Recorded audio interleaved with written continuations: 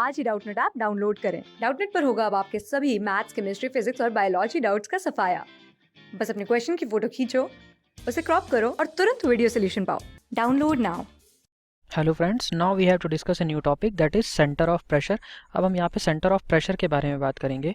देखिए, हम pressure measurement अभी तक कर चुके हैं किसी पॉइंट पे जो कि एक पर्टिकुलर डेप्थ पे था किसी लिक्विड के अंदर, तो हम उस पर प्रेशर फाइंड कर चुके हैं। किसी रेक्टेंगुलर लैमिना को या फिर किसी भी नॉन यूनिफॉर्म लैमिना को अगर हम सरफेस के अंदर किसी लिक्विड के अंदर इमर्स कर देते हैं तो उस सरफेस पे कितना फोर्स लगेगा ये भी हम फाइंड कर चुके हैं। सो अब ये जो फोर्स होगा ये कहाँ पे लगेगा? एक किसी पॉइंट पे लगेगा, यानी कि इस ज्योमेट्री किसी ज्योमेट्री के सेंटर पे लगेगा, ज्योमेट्री के सेंट्रॉइड पे लगेगा। और यही मुझे सेंट्रॉइड की पोजीशन फाइंड करनी है, सेंटर ऑफ फोर्स फाइंड करना है। अगर कोई लैमिना है, सपोज यहाँ पे मैंने एक लैमिना कंसिडर किया है, एक ये नॉन यूनिफॉर्म लैमिना है जिसका कुछ एरिया होगा, ठीक है, और इसकी टॉप एज जो है ये h1 हाइट पे है, लोकेटेड है फ्री सरफेस से, और बॉटम एज इसकी जो है इस सरफेस नॉन यूनिफॉर्म सरफेस के बॉटम एज जो है वो h2 हाइट पे है फ्री सरफेस से। Okay, this is free surface, ये लिक्विड की फ्री सरफेस है। ओके, ये मुझे टॉप एज और बॉटम एज की लोकेशन मुझे पता है। सपोज इस पे मुझे प्रेशर फाइंड करना होता था तो हम क्या करते थे, एक एलिमेंटल स्ट्रिप ले लेते थे इस सरफेस पे, और उस एलिमेंटल स्ट्रिप पे फोर्स फाइंड करने के बाद हम इसको इंटीग्रेट कर देते थे पूरी लेंथ के लिए लैमिना के, ठीक है, ये सरफेस के पूरी लेंथ के लिए इंटीग्रेट कर देते थे तो हमको मिल जाता था, या फिर समेशन ले लेते थे, summation of strips all the strips. Okay, so हमें फोर्स की वैल्यू मिल जाती थी। अब इस फोर्स की हमें लोकेशन फाइंड करनी है कि किस पॉइंट से ये फोर्स एक्ट करेगा। सपोज इस रेक्टेंगुलर लैमिना के लिए ये फोर्स मेरा कहीं इस पॉइंट पे एक्ट करेगा, ठीक है। डेफिनेशन अगर सेंटर ऑफ फोर्स की हम देखें तो सेंटर ऑफ फोर्स क्या होता है? The point where the entire force can be thought as acting, यानी कि हम बोल सकें एक ऐसा पॉइंट उस सरफेस का जहाँ पे हम ये समझ सकें कि एंटायर फोर्स यानी कि जितना भी फोर्स उस सरफेस पे लग रहा है उस पॉइंट पे एक्ट कर रहा है, और वो सेम इफेक्ट प्रोड्यूस करेगा, सेम रोटेशनल इफेक्ट प्रोड्यूस करेगा जैसे कि इंडिविजुअल थ्रस्ट करते हैं। यानी कि हर पॉइंट पे क्या होगा, ये सपोज बॉडी है, इस पॉइंट पे अलग फोर्स लगेगा, इस पॉइंट पे अलग थ्रस्ट लगेगा। ओके, हर पॉइंट पे अलग अलग फोर्स लगेगा। सो अगर मैं सेंटर ऑफ फोर्स पे बात करूं तो कोई एक ऐसा force, the point where entire force act, और इससे जो रोटेशनल इफेक्ट क्रिएट हो वो इंडिविजुअल थ्रस्ट के कारण जो रोटेशनल इफेक्ट क्रिएट होगा वो उसके बराबर होगा, ठीक है। यही ये बात बोल रहा है, the point where the entire force can be thought as acting producing the same rotational effect as the individual thrust on each elemental strip, ठीक है, डिफरेंट एलिमेंटल स्ट्रिप पे, ठीक। उस पॉइंट को हम क्या बोलेंगे? Centre of force. अगर सरल शब्दों में सेंटर ऑफ फोर्स मैं ये को जानना चाहूँ तो सेंटर ऑफ फोर्स वो पॉइंट होता है जहाँ पे किसी भी इमर्स सरफेस के ऊपर लिक्विड टोटल फोर्स लगा रहा होता है, या फिर हम कह सकते हैं कि एंटायर फोर्स उसी पॉइंट पे लग रहा है, ठीक है। ये सेंटर ऑफ फोर्स की डेफिनेशन कहलाती है। देखिए, अब ये मैंने जो रेक्टेंगुलर एक नॉन यूनिफॉर्म लैमिना लिया था, इसके लिए मैंने एक एलिमेंटल स्ट्रिप ले लिया, और यहाँ पे मैं सेंटर ऑफ फोर्स और फोर्स की वैल्यूज कैलकुलेट करूंगा, और सेंटर ऑफ फोर्स की हाइट कितनी होगी, कितनी डेप्थ पे सेंटर ऑफ फोर्स होगा, ये मुझे फाइंड करना है। ये मेन इंपॉर्टेंट काम है मेरा, ठीक है। सपोज तो ये मैंने एक रेफरेंस पॉइंट ले लिया, ठीक है, ये बॉटम एज थी इसकी, ठीक है। अब मैं मूवमेंट ले रहा हूं, taking movement of forces due to liquid. Okay, अगर मैं हॉरिजॉन्टल एक्सिस से जो भी लिक्विड प्रेशर लग रहा है मैं उसके अबाउट उससे मैं मोमेंट लूँ तो मैं क्या लिख सकता हूँ? Moment m is equal to force into distance. So इस किसी भी इस स्ट्रिप के लिए फोर्स की वैल्यू क्या हो जाएगी? फोर्स की वैल्यू इस स्ट्रिप के लिए मुझे पता है, F is equal to pressure into area में लिख सकता हूँ। सो प्रेशर कितना हो जाएगा मेरा? रो इंटू जी इंटू एच, क्योंकि ये बताइए ये जो मेरा एलिमेंट है ये h हाइट पे है, और इस एलिमेंट की जो थिकनेस है, ये जो थिकनेस है वो कितनी है? dh है, ये थिकनेस dh है। ओके, और विड्थ इसकी एरिया कितनी दी हुई है, विड्थ कितनी दी हुई है b। सो इसके लिए फोर्स जब मैं लिखूंगा तो प्रेशर इंटू एरिया, एरिया कितना हो जाएगा B इंटू डी एच। ठीक है, ये अगर एक स्ट्रिप के लिए आ गया तो ऐसे ही सारी स्ट्रिप के लिए क्या होगा, मैं समेशन कर सकता हूँ। नेट फोर्स कितना हो जाएगा, समेशन ऑफ, और इसकी हाइट कितनी है, कितने से कितने वेरी हो रहा है पूरी अगर लैमिना के लिए चाहिए, so H1 to H2 summation of H1 to H2 rho g h into b d h. Okay, मैं लिख सकता हूँ। अब देखिए इसका जब मूवमेंट लूँगा तो ये कितनी हाइट पे है h, अगर इस पॉइंट के अबाउट मैं मूवमेंट ले रहा हूँ, फ्री सरफेस के अबाउट मैं मूवमेंट लूँगा तो ये क्या आ जाएगा, force acting on the centroid of this element into the distance, perpendicular distance, यही होता है movement, force into perpendicular distance. So इसको मैं क्या लिखूंगा, summation of, it varies from H1 to H2 rho g h into b into d h into h. H ये क्या है, ये क्यों आया है, ये परपेंडिकुलर डिस्टेंस है, डिस्टेंस। ओके, ये वैल्यूज क्या है, ये वैल्यू क्या शो कर रही है, ये क्या है, ये फोर्स है। ओके, सो ये मूवमेंट आ गया मेरा इस फ्री सरफेस के अबाउट, इस फ्री सरफेस के अबाउट। ओके, अब मैं ये मान रहा हूँ, अगर मैं मान लूँ कैपिटल H जो है मेरी, ये depth of centre of pressure है, डेप्थ ऑफ सेंटर ऑफ, मुझे सेंटर ऑफ प्रेशर की लोकेशन चाहिए थी कितने डेप्थ पे, तो सपोज मैंने मान लिया H is capital H is the depth of centre of pressure. Okay, और ये फ्री सरफेस से H डेप्थ पे लग रहा है, कैपिटल H डेप्थ पे। सो मैं यहाँ से क्या लिख सकता हूँ, moment is equal to rho into g. अब अगर मैं इस एलिमेंट के लिए जब मैं प्रेशर लिखता था तो ये था नेट प्रेशर, क्या आ जाएगा मुझे पता है, रो इंटू जी इंटू एच बार इंटू ए।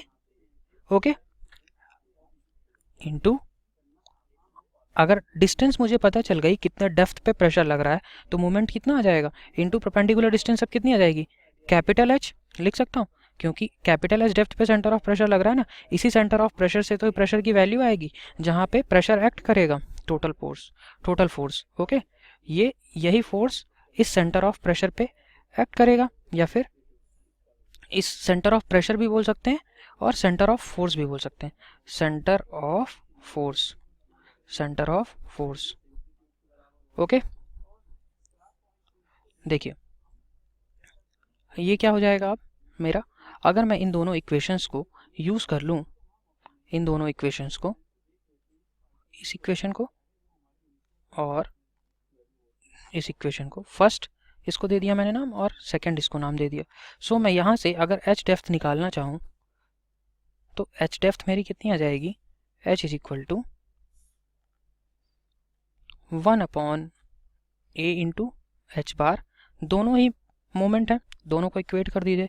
सो ये capital H is equal to 1 upon a h bar into summation of H1 to H2, height vary हो रही है, into b h square d h. Okay, ये मैं लिख सकता हूँ। देखिए ये मेरा एक डेप्थ की लोकेशन आ गई। अगर मुझे किसी भी नॉन यूनिफॉर्म लैमिना के लिए सेंटर ऑफ फोर्स की लोकेशन फाइंड करनी थी फ्री सरफेस से, तो उसके लिए ये रिक्वायर्ड फार्मूला हो गया। अब मैं यहाँ पे आपको एक स्पेशल केस लेता हूँ, उसमें मैं करूँगा क्या कि एक रेक्टेंगुलर प्लेट पे मैं सेंटर ऑफ प्रेशर की या सेंटर ऑफ फोर्स की पोजीशन फाइंड करूँ। सो देखिए मैंने ये एक फिगर शो किया हुआ है, इसमें एक मैंने रेक्टेंगुलर लैमिना ले लिया, रेक्टेंगुलर सरफेस लिया हुआ है, ठीक है, जिसपे हम सेंटर ऑफ फोर्स की लोकेशन को फाइंड करेंगे कि सेंटर ऑफ फोर्स कहाँ पे होगा इस लैमिना के लिए, इस सरफेस के लिए। ठीक है, देखिए ये एक रेक्टेंगुलर प्लेट थी जिसकी विड्थ b है। ओके, और इसकी मैंने मान लिया है सेंटर ऑफ फोर्स कहाँ पे है, कैपिटल H डिस्टेंस पे फ्री सरफेस से एक्ट कर रहा है। ये क्या है, कैपिटल H डिस्टेंस पे सेंटर ऑफ फोर्स की पोजीशन है, ये क्या है, फ्री सरफेस है, और इस फ्री सरफेस से इस प्लेट का एक टॉप एज टच कर रहा है। ठीक है, इस फ्री सरफेस से टॉप एज इस प्लेट का टच कर रहा है, और इस प्लेट की टोटल हाइट कितनी हो गई, h हो गई। ओके, सो इसमें मैं अगर सेंटर ऑफ प्रेशर की पोजीशन फाइंड करना चाहूँ तो इस प्लेट के लिए सबसे पहले देखिए एरिया क्या हो जाएगा, एरिया क्या हो जाएगा, विड्थ b है और हाइट h है, तो इसको मैं एरिया क्या लिख सकता हूँ, b इंटू एच। ओके, अब ये बताइए इसके लिए सेंट्रॉइड की पोजीशन क्या होगी, सेंट्रॉइड की पोजीशन, अगर टोटल हाइट h है तो सेंट्रॉइड इसका क्या होगा, h/2 पे, यानी कि मैं लिख सकता हूँ h bar is equal to h/2। Okay, और यहाँ पे ये बताइए h1 क्या कुछ डिस्टेंस दी हुई है, h1 की डिस्टेंस तो यहाँ 0 हो गई, ठीक है, फ्री सरफेस से डिस्टेंस टॉप एज उसी पे टच हो रहा है, यानी कि मैं लिख सकता हूँ h1 is equal to 0 and h2 is equal to कितना है, टोटल डेप्थ कितनी है, टोटल हाइट के बराबर ही आ जाएगी बॉटम एज की, यानी कि ये आ गया h2 is equal to h। Okay, बस अब इस इक्वेशन पे मैंने जो सेंटर ऑफ फोर्स निकालने के लिए जो इक्वेशन डिराइव की थी उसी इक्वेशन पे वैल्यूज रख दीजिए और आंसर ले लीजिए। सो ये कितना हो जाएगा, location of centre of force h is equal to, capital H is equal to 1 upon area into h bar था, एरिया इसका कितना है b इंटू h बार की वैल्यू कितनी आ गई है h/2, क्योंकि टॉप एज वहीं से टच कर रही है, और देखिए इसके लिए सेंट्रॉइड की पोजीशन क्या होगी h/2, क्योंकि h हाइट थी, ओके, इंटू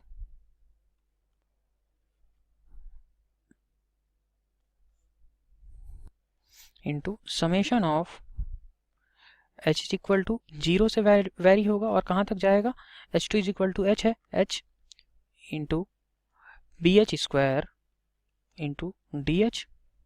ओके, सो यहाँ से सेंटर ऑफ फोर्स की पोजीशन क्या आई, capital H is equal to, ये 2 ऊपर चला जाएगा, सो और B को बाहर ले सकते हैं, कांस्टेंट है, 2B divided by BH square into, integrate कर दीजिए क्योंकि ये एक स्मॉल एलिमेंट के लिए था, स्मॉल के लिए था, सो इसको इंटीग्रेट करेंगे कहाँ से कहाँ तक, 0 से h, इंटीग्रेशन क्या होता है, समेशन ही तो होता है, सो ये इंटीग्रेट हो जाएगा h स्क्वायर DH। सो यहाँ से ये क्या आ गया, b से b कैंसल आउट हो जाएगा, okay, so 2 divided by h square into h cube divided by 3, integration करेंगे h स्क्वायर DH का, सो यहाँ से मेरा सेंटर ऑफ फोर्स की फाइनल पोजीशन क्या आ गई, h is equal to 2h square, limit क्या हो जाएंगी इसकी 0 टू h, ओके, ये क्या आ गया h cube divided by 3, h square से 2h से 2h h स्क्वायर से h स्क्वायर कैंसिल आउट हो जाएगा, सो मैं सेंटर ऑफ फोर्स की डायरेक्ट लोकेशन फाइंड करके लिख सकता हूँ कि अगर एक रेक्टेंगुलर प्लेट होगी जिसकी हाइट h है, विड्थ b है, उसके लिए कितनी हाइट पे सेंटर ऑफ फोर्स होगा 2h/3, ओके, 2h/3 पे ये मेरा सेंटर ऑफ फोर्स लाई करेगा इस प्लेट के लिए, रेक्टेंगुलर प्लेट के लिए, okay, this is all about centre of force. यहाँ पे मैंने एक आपको एग्जांपल के लेके भी बता दिया है कि सेंटर ऑफ फोर्स की लोकेशन क्या होगी, किस लोकेशन पे एक्ट करेगा, और सेंटर ऑफ फोर्स होता क्या है, सेंटर ऑफ फोर्स वो पॉइंट होता है जहाँ पे एंटायर फोर्स इस लिक्विड के कारण एक्ट कर रहा होता है और सेम रोटेशनल इफेक्ट प्रोड्यूस करेगा अगर मैं फोर्स की बात करूँ, जो कि इंडिविजुअल थ्रस्ट करते हैं, ओके, और सेंटर ऑफ फोर्स की लोकेशन कैसे निकालते हैं ये भी हम डिराइव कर चुके हैं, स्पेशल केस भी हमने देख लिया एक रेक्टेंगुलर प्लेट के लिए। So this is all discussion about center of force, okay, thank you। Class 6 से 12 से लेके नीट IIT JEE मेंस और एडवांस के लेवल तक 10 मिलियन से ज्यादा स्टूडेंट्स का भरोसा। आज ही डाउनलोड करें डाउटनेट ऐप या व्हाट्सएप कीजिए अपने डाउट्स 8400 400 400 पर।